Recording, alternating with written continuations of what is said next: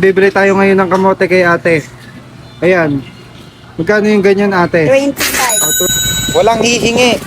Meron na tayong merienda guys. Aalokin natin ngayon yung mga katabi natin. Erika, ayaw mo? Ayaw mo, di ba? Sige, wag na. Ako gusto ko. Timel, ayaw mo? Timel, sagot. Ayaw mo? Gusto ko. Ayaw mo? Sige, wag na rin. Tata, kamote kyota. Ayaw mo? Ayaw mo? Sige, wag na.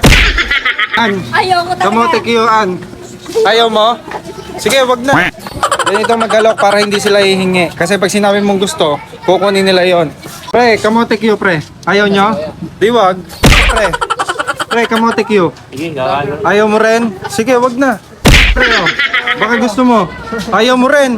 Lahat ayaw nyo. Sige, wag na. Kamote kyo. Ayaw mo na. Ayaw ko. Ay, ba't mo kinuha?